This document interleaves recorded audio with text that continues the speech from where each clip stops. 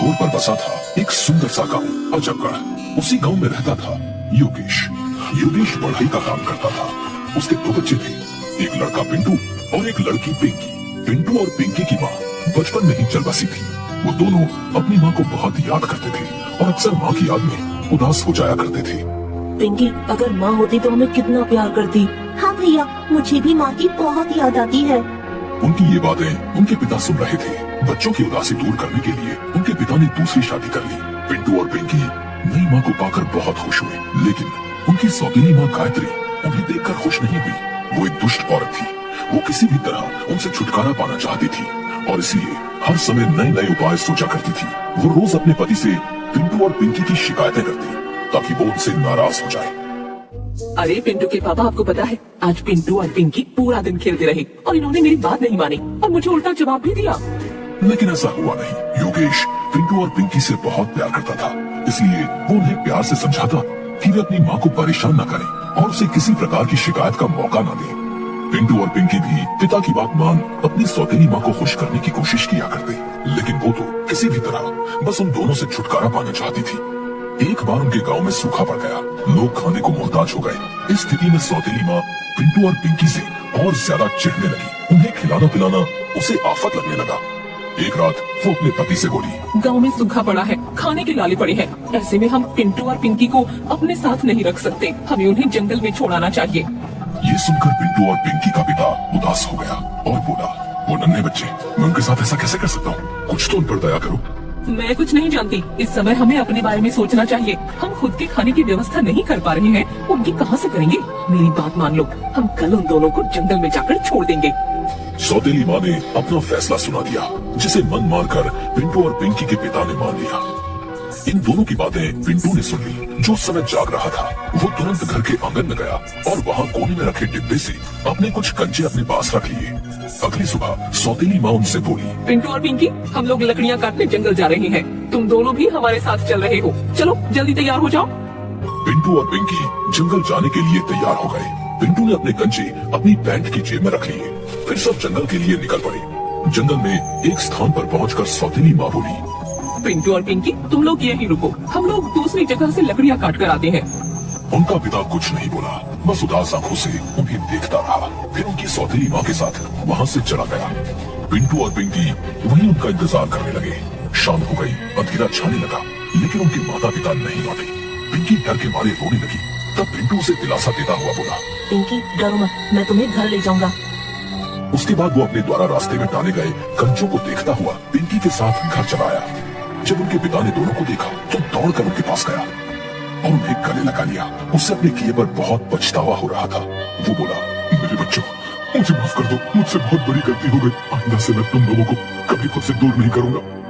पिंटू और पिंकी को वापस घर आया देख सौतेली माँ नाराज हो गई। वो दूसरे मौके का इंतजार करने लगी।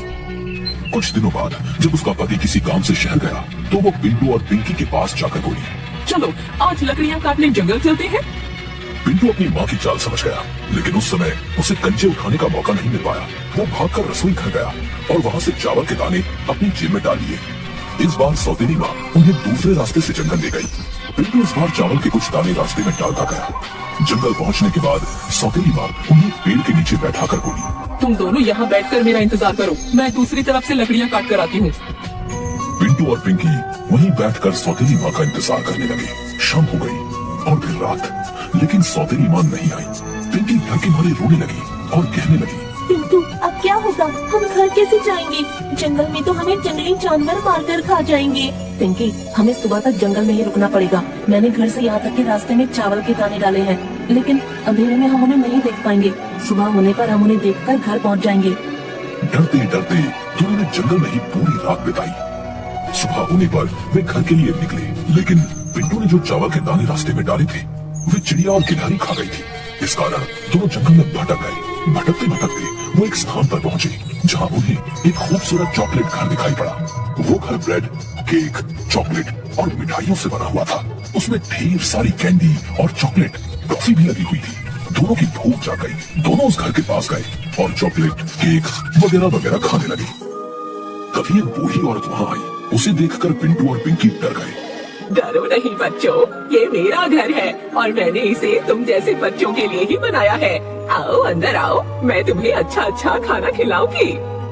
दोनों भूखे थे, इसलिए बूढ़ी औरत के साथ घर के अंदर चले गए। बूढ़ी औरत ने उन्हें ढेर सारा खाना खिलाया। खाना खाकर पिंटू और पिंकी बहुत खुश हुए। उन्होंने बूढ़ी औरत का धन्यवाद किया और उसे अपने साथ घटी सारी घटना बता दी। उन्होंने उसे बताया कि वो अपने घर का रास्ता भूल गए हैं और वे जंगल में भटक गए हैं। उन्होंने बूढ़ी औरत से पूछा, क्या आप हमें हमारे घर पहुंचा देंगी? ये सुनकर बूढ़ी औरत जोर जोर से हंसने लगी। अब तुम लोग यहाँ से कहीं नहीं जा सकते, तुम्हें यही रहना होगा। मैं तुम दोनों को खाकर अपनी भूख मिटाऊंगी। दरअसल वो बूढ़ी औरत एक चुड़ैल थी जो बच्चों को मार कर खाया करती थी। ब्रेड, केक, मिठाइयों वाला घर उसने बच्चों को आकर्षित करने के लिए ही बनाया था। उसने पिंटू को एक पिंजरे में कैद कर लिया और बोली, लड़के तू इस पिंजरे में बंद रहे, जब मोटा ताजा हो जाएगा तब तुझे खाऊंगी। पिंकी को उसने घर के काम में लगा दिया। पिंटू और पिंकी डर में जीने लगे। वो दोनों वहाँ से बाहर निकलने का उपाय भी सोचते रहते थे। एक दिन बूढ़ी चुड़ैल पिंकी से बोली, आज एक बड़े बर्तन में पानी गर्म करो, मैं उसमें पिंटू का सूप बनाकर पीऊंगी। पिंकी डर गई। उसने ये बात जाकर पिंटू को बताई तो उसे वहाँ से बाहर निकलने का एक उपाय सूझ गया। उसने वो उपाय पिंकी के कान में बता दिया। फिर पिंकी एक बड़े बर्तन में पानी गर्म करने लगी। कुछ देर बाद बूढ़ी चुड़ैल आई और पिंकी से पूछने लगी, पानी गर्म हो गया क्या? मैं इतनी छोटी सी हूँ और ये बर्तन इतना बड़ा, मैं इसमें झाँक कर कैसे देखूं? आप खुद ही देख लो ना। बूढ़ी चुड़ैल बोली, ठीक है। और एक स्टूल पर चढ़कर बर्तन में झांकने लगी। तभी पीछे से पिंकी ने उसे गर्म पानी के बर्तन में धक्का दे दिया। हाय हाय, जल गई, मर गई, बचाओ बचाओ। गर्म पानी में जलकर चुड़ैल मर गई। पिंकी ने पिंटू को आजाद कर दिया। पिंटू पिंकी से बोला, अब हमें बिना देर के यहाँ से बाहर निकल जाना चाहिए। भाई, मैंने यहाँ एक मटके में ढेर सारे सोने के सिक्के और हीरे जवाहरात देखे हैं। क्यों ना हम उनमें से कुछ अपने साथ ले चलें? इससे हमारी गरीबी दूर हो जाएगी और हम कभी भूखे नहीं रहेंगे। हमारे माता पिता भी हमें घर से नहीं निकालेंगे। दोनों सोने के कुछ सिक्के और हीरे जवाहरात एक थैली में डालकर घर से बाहर निकल गए। इधर उधर जंगल में भटकते हुए वे किसी तरह शाम ढले अपने घर पहुँच। वहाँ उन्होंने देखा कि उनका पिता घर के बाहर उदास बैठा हुआ है। वे जब पिता के पास पहुँचे तो उन्हें देखकर पिता रो पड़ा और उन्हें गले लगाते हुए बोला, मुझे माफ कर दो, मेरी वजह से तुम्हें इतनी परेशानी हुई। अब तुम्हें कोई परेशानी नहीं होगी, मैंने तुम्हारी सौतेली माँ को घर से निकाल दिया है। पिंटू और पिंकी ने अपने साथ घटी घटना पिता को बताई और उसे सोने के सिक्कों और हीरे जवाहरातों की थैली दी। उससे उनकी गरीबी दूर हो गई और वो खुशी खुशी रहने लगे।